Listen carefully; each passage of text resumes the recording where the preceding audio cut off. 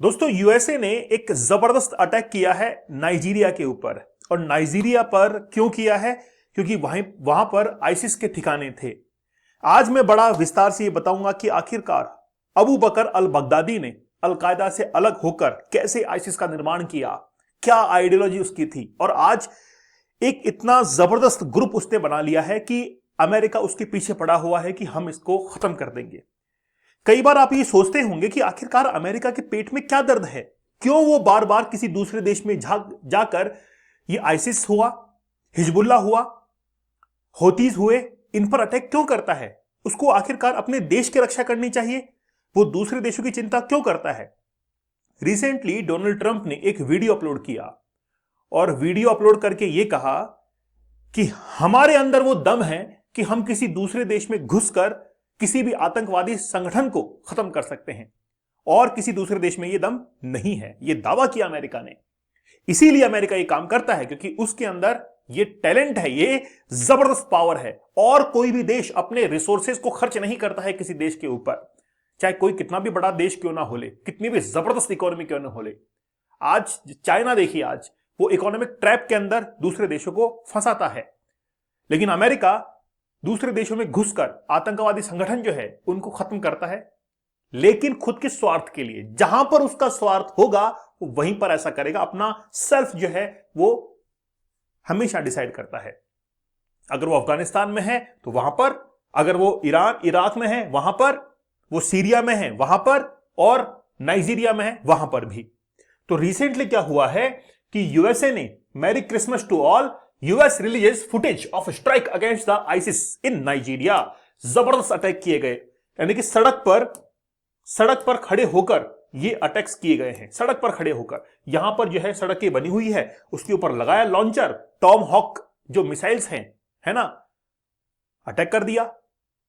और कहां से अटैक किया वो भी बड़ा जबरदस्त है। दोस्तों मैं कहना चाहूंगा आपसे, आप कुछ भी करना चाहते हैं अपने जीवन के अंदर, लेकिन सबसे बड़ी बात यह है कि आप अगर अपनी लाइफ में आगे निकलना चाहते हैं तो आपको कंसंट्रेट होना पड़ेगा, फोकस्ड होना पड़ेगा। अगर आप कोई बड़ा सपना देखते हैं और बड़ा सपना देखकर आप ये सोचते हैं कि कोई बात नहीं, हम उसको पूरा कर लेंगे, जब टाइम आएगा तो अपना पूरा हो जाएगा, ऐसा कभी भी आपके साथ में नहीं हो। केवल बात करने से नहीं होगा, आपको काम करना पड़ेगा, उसके ऊपर बड़ा फोकस्ड होना पड़ेगा। इसलिए मैं कहता हूं कि आप पोर्नोग्राफिक कंटेंट को देखना बंद कर दीजिए। अगर आप नहीं बंद कर पा रहे हैं तो उसकी जिम्मेदारी हमें दीजिए। जो हमने यहां पर टेक्निक्स बताई हैं, साइंटिफिक टेक्निक है, उसकी मदद से आप इसको छोड़ पाएंगे। नहीं तो मैं वाकई में आपको कहता हूं कि आप धीरे धीरे समय को बर्बाद करेंगे। खासतौर पर जो स्टूडेंट्स हैं, वो जो बिजनेसमैन हैं, वो उनका कई बार होता है ना कि यार इनोवेटिव आइडियाज नहीं आ पाते। क्यों? क्योंकि आपके ब्रेन के अंदर तो ये सब कुछ चल रहा होता है। वो इनोवेटिव आइडियाज कहां से आएंगे? तो आप 75 डेज का हार्ड चैलेंज एक्सेप्ट कीजिए, या फिर 175 डेज का हार्ड चैलेंज भी आप लोग ले सकते हैं। ये आपके ऊपर डिपेंड करता है। चलो सबसे पहले चलते हैं नाइजीरिया, घुमाते हैं आपको नाइजीरिया।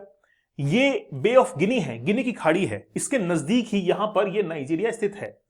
नाइजीरिया के नजदीक जैसे नाइजर है, चाड है, कैमरून है, ये सब जो है इसके नजदीकी नेबरिंग कंट्रीज है।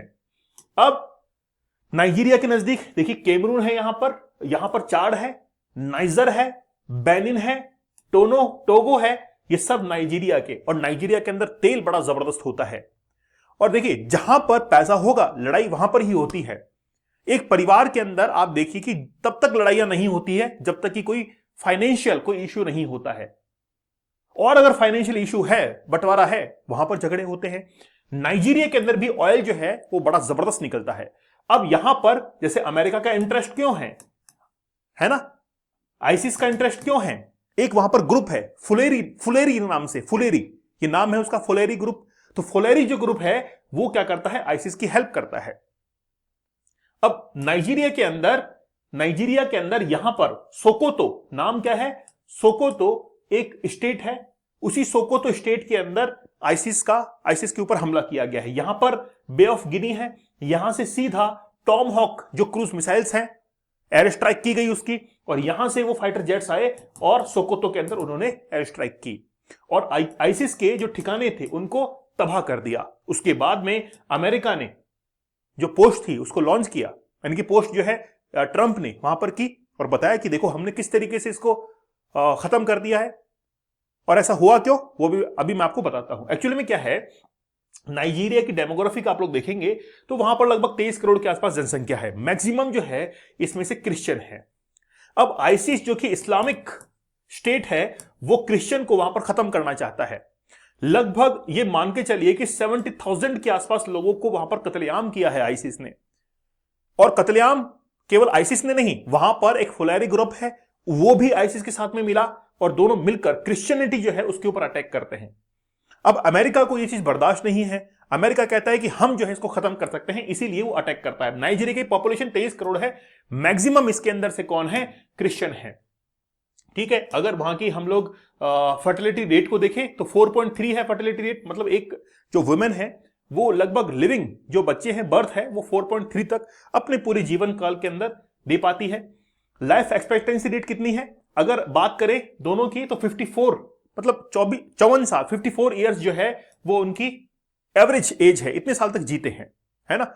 अब देखिए ये धीरे धीरे अब बढ़ती जा रही है ये fertility rate, sorry life expectancy rate. क्यों? क्योंकि जैसे से कोई भी देश ग्रो करता है, डेवलप करता है, वहां पर मेडिकल फैसिलिटीज बढ़ती हैं, वहां पर एजुकेशन बढ़ती है, तो वो स्वास्थ्य के प्रति ज्यादा जागरूक होते हैं, अवेयर होते हैं, उनको पता होता है कि हमको हमारी जीवन की रक्षा कैसे करनी है।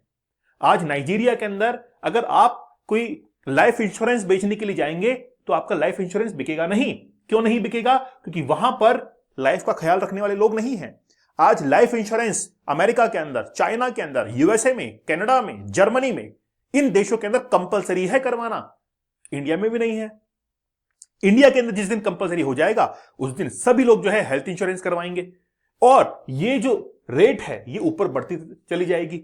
और यहां पर कम क्यों है? क्योंकि वहां पर हेल्थ के ऊपर इतना खर्च नहीं होता है।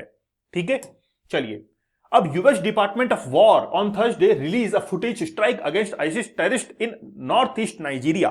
तो नॉर्थ ईस्ट नाइजीरिया जो है वहां पर अटैक किया गया और डोनाल्ड ट्रंप ने क्या कहा, powerful and deadly strike against ISIS terrorist whom they describe as terrorist scum. इसको इस्लामिक टेररिस्ट ये नाम देते हैं। इस्लामिक टेररिस्ट जो है वो कहा जाता है डोनाल्ड ट्रंप के द्वारा।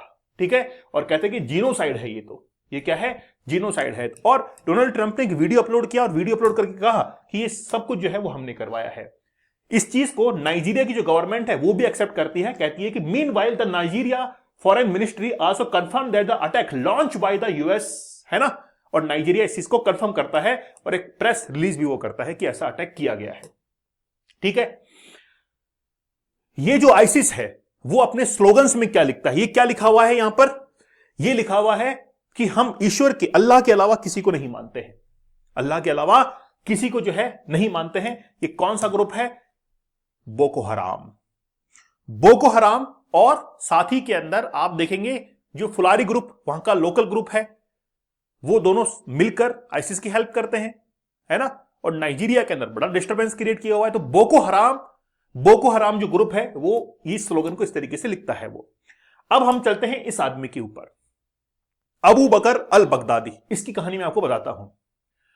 अबू बकर अल बगदादी, जिसने, अब पढ़ाते पढ़ाते इतना लंबा टाइम हो चुका है, कुछ डेट्स भी याद हो गई हैं। 29 जून 2014, 29 जून 2014 को अलकायदा से अलग होकर आइसिस ने जो है आइसिस का फाउंडेशन रखा गया अबू बकर अल बगदादी के द्वारा 2014 के अंदर।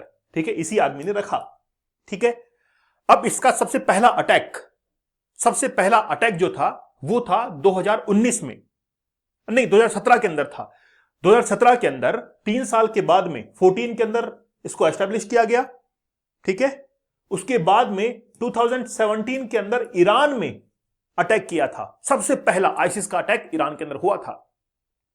ठीक है, जिस समय डोनाल्ड ट्रंप, आपको पता है, सैंक्शंस लगे हुए थे न्यूक्लियर, तो न्यूक्लियर जो बॉम्ब्स बनाए जा रहे थे वो आइसिस से निपटने के लिए ही बना रहा था वो, लेकिन अमेरिका ने उस पर बैन लगाया। तो अब जो है 2017 के अंदर जैसे ईरान के ऊपर अटैक होते हैं तो अमेरिका बड़ा बौखला जाता है। अब अमेरिका ने क्या किया कि इसका पीछा करना शुरू कर दिया अबू बकर अल बगदादी का। 2019 के अंदर यूएस ट्रुप्स ने इसको घेर लिया और घेरने के बाद खुद को ही बॉम्ब से उड़ा दिया। और अबू बकर अल बगदादी के 2019 में मरने के बाद, 2019 में ये मर गया और 2019 में मरने के बाद अबू बकर कुरैशी जो कि इसका हेड बन गया आइसिस का, और वही अब रन कर रहा है इसको। इस तरीके से ये आईसिस जो है वो बना। और आईसिस इस्लामिक संगठन जो कि बात करता है कि ईश्वर यानी कि अल्लाह के बारे में कहता है, मतलब वो देखिए क्या है कि अभी ऑस्ट्रेलिया के अंदर जो अटैक हुए, ऑस्ट्रेलिया के जो प्राइम मिनिस्टर हैं एल्बनीज, उन्होंने क्या कहा, इस्लाम की कट्टर गलत तरीके से जो व्याख्या की गई है उसका इन्होंने विरोध किया। खुले मंच पर यह कहा कि गलत तरीके से इंटरप्रेट किया गया है इस चीज को।